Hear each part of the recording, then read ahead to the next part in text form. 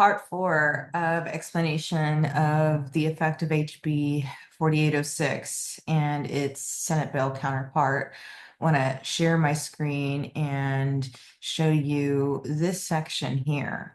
It's going to be, for today's talk, a very small subset of the CAPS element of what this bill is trying to do. And I want to focus on section B here.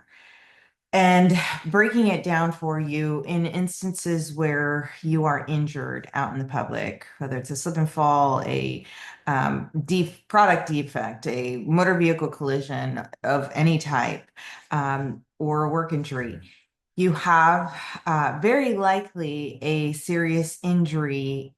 If you have a serious injury, a reasonable probability that you are going to have symptoms and need for care in the future.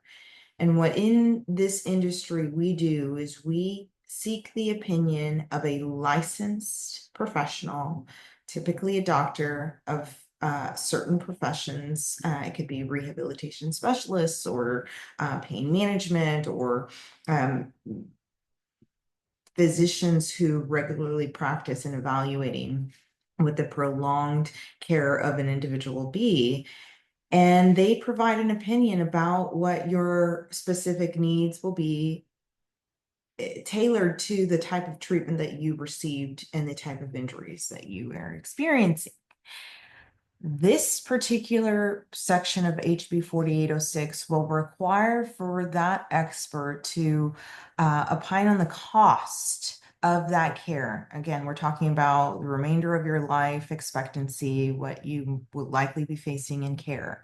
There's a cost for that.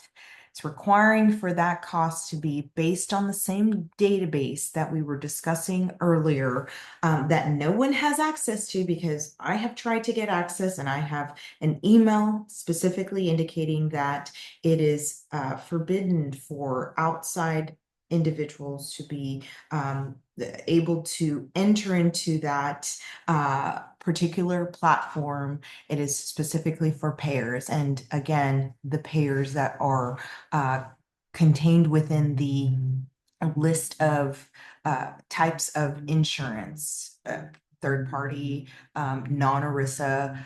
It is not for individual providers who hold the balances and don't accept group health. It is not for private individuals to look into that database to see what is the reasonable cost for care. This bill requires for the data to be used from that platform. When we are retaining experts, we retain them in advance because they have a lot of work to do. They have to review all of the medical records and bills for which you receive treatment and formulate their opinions, conduct a medical examination of you, prepare their opinions. In addition to that, this bill requires for them to revisit the opinion using the data from the month preceding the date of trial commencement, meaning an opinion is formed. They have to draft a supplement report. And in order for that life care plan to testify, in essence, in practicality and the logistics, is that they have to testify at trial, having reviewed the prior data from the month prior to trial. This is unreasonable. It is incredibly burdensome, and it is very expensive on the injured individual to have life care planners come live to trial, having created an opinion to designate by the designation deadline, revisit that opinion to ensure that the data is current.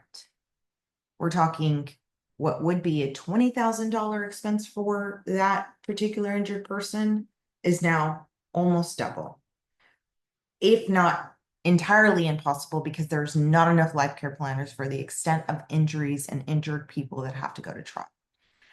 That is the only area that I want to talk about today. And hopefully you have seen the methods to challenge this bill.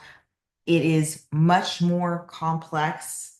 I am sure there is a small percentage of individuals in the community who know with details and particularity how a bill passes through a state it is needing to be approved by both the House and the Senate. Very likely, based on what I have heard, Senate Bill 30 will be passed with flying colors, where we have a chance to be proactive in our community as Texas citizens is challenging HB 4806.